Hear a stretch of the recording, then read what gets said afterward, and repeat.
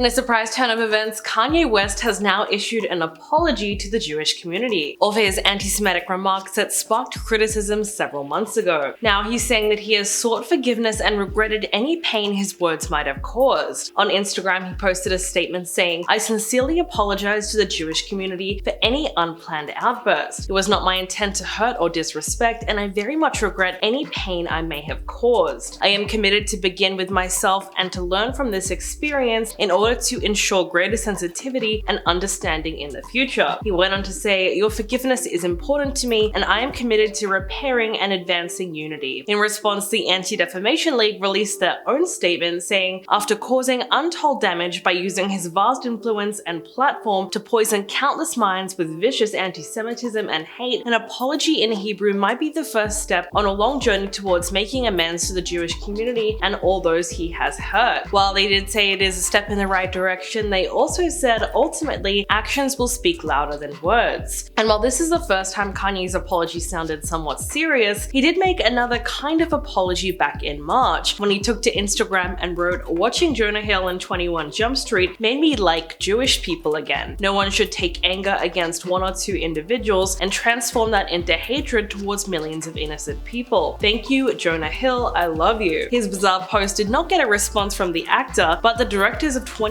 Jump Street, Phil Lord and Christopher Miller, who reacted in their own Twitter accounts. They wrote, "Thanks for watching," and "Laughter is the best medicine." The comment section was filled with people joking about Kanye's change of heart. Someone wrote, "This is going to be in a history textbook in like 100 years, and we live in a South Park episode." But clearly a simple social media post was not going to be enough to erase all of his comments. In response to the news, the executive director of Stop Antisemitism released a statement saying, "Joking about a movie with Jonah Hill is not the apology that the Jewish people deserve from Kanye, particularly when his anti-Semitic tirades continue to have a dangerous trickle-down effect of hatred against Jews." She did say that forgiveness is a possibility, but that he would have to publicly denounce his associates like Nick Fuentes and properly apologize for his past statements. The American Jewish Committee also feels similarly. Their spokesperson released a statement saying, "It is a little odd that all it might take for Kanye to renounce his vile anti-Semitism is to watch an 11-year-old Jonah Hill movie. Whether or not he is sincere, only he knows." They said that he still has a lot of explaining and apologizing to do, but they're willing to meet with him if he sincerely wanted to do the right thing. The organization made it clear that the path to forgiveness could only be possible if Kanye chose to renounce all of his statements. Then and only then could they attempt to give him another chance. But unfortunately, by that point, it seemed as though a lot of the damage was already done. That same month, the Anti-Defamation League reported that more than 30 anti-Semitic incidents have been directly linked to his comments. These incidents included things like vandalism, banner drops, and propaganda distributions, even on college campuses. There was a massive uptick in the use of the slogan "Ye is right," which surfaced online in hashtags and anti-Semitic accounts. Since October last year, there have been more than 10,000 Twitter mentions using the slogan, and those posts reached more than 5 million users. Kanye's outburst coincided with Elon Musk's purchase of Twitter, which came with an increase in anti-Semitic posts on the platform and a decrease in moderation. As for Kanye's own life, there has been a number of consequences for his hate speech. The ball started rolling when he got locked out of his Twitter and Instagram accounts, which caused a firestorm on social media. Then came Balenciaga, on the heels of his appearance at Balenciaga's Paris Fashion Week, where Kanye decided to rock up with Candace Owens wearing a WLM t-shirt. The brand officially cut ties with the artist. The parent company told WWD that Balenciaga has no longer any relationship nor any plans or future projects related to this artist. Next, we have Vogue. It was reported that the magazine and its editor-in-chief Anna Wintour cut ties with Kanye amidst the growing controversy. The friendship between Ye and Anna was a long one. In fact, she recently wore Yeezy sunglasses at a New York Fashion Week in September. But their relationship was already on the rocks after Vogue released a statement defending its editor Gabriella Carifa Johnson, who Kanye attacked online just because she criticized his fashion show. He was then kicked out of JP Morgan Chase Bank, but the most lucrative contract that came to an end was likely his iconic partnership with Adidas. The German sports brand said that it does not tolerate anti-Semitism and called his recent remarks unacceptable, hateful, and dangerous, and said that they violate the company's values of diversity and inclusion, mutual respect, and fairness. Interestingly enough, the company did acknowledge that the split would cost them in the short term, as they were estimated to lose around $330 million at the time. Nevertheless, they officially ended production of items under the Yeezy brand and and stopped all payments to Kanye and his companies, which must have been a difficult decision because, to put it into perspective, in 2020, the partnership brought in nearly $1.7 billion in revenue for them. So the monetary loss would be a huge blow to Adidas. But realistically, the pressure to act was really mounting against them, and they might have lost even more money in the long term if they did nothing. Kanye was also dropped by his talent agency CAA, also by the film and television studio called MRC. In fact, they had just completed a documentary film about him, but studio executives officially decided to shelve that documentary recently. They then released a statement saying, "This morning, after discussion with our filmmakers and distribution partners, we made the decision not to proceed with any distribution for our recently completed documentary about Kanye West. We cannot support any content that amplifies his platform." Then Johnny Depp's attorney Camille Vasquez also announced that she would stop working with Kanye, even though we all know she was the one who stepped up to lead Depp to victory in his defamation trial against Amber Heard. Camille informed her firm Brown Rudnick that she was not willing to represent the billionaire rapper less than a week after he hired her. Despite her stance, her firm was said to still be open with working with him if he was to retract his anti-Semitic statements. But of course, he never did, and he refused to back down. In the midst of the firestorm, Kanye continued to go on his rants in interviews and on social media. Eventually, he isolated a very large part of his fan base, and more recently, he seems to have been involved in a very bizarre incident while getting a pedicure. The rapper was caught on video scolding a nail tech for hurting him during a private pedicure. Before she even finished, he abruptly stops the service and storms out. His friend Ty Dolla $ign posted the video and then quickly deleted it. But of course, not before everyone on his Instagram saw the disaster unfold. In the clip, Kanye could be seen sitting in a chair with one foot in a wash basin and the other one on the pedicurist's lap. Seemingly out of nowhere, he then makes a big noise in reaction to the woman working on his feet. When he flinches, she tries to explain what she was doing and assure him that he was okay. But Kanye was not having it. In the video, you could see him pull his foot back, stand up and say, "Nah, I'm not gonna do the rest of it. I gotta go, I'm not gonna do it." The woman once again tried to show him the process, but he told her to wrap it up because he was not going to go through with it. She sounded a little confused and asked him what about his hands. In response, Kanye just said, "Nope, thank you very much." And the whole time this is happening, Ty was sitting on a nearby couch looking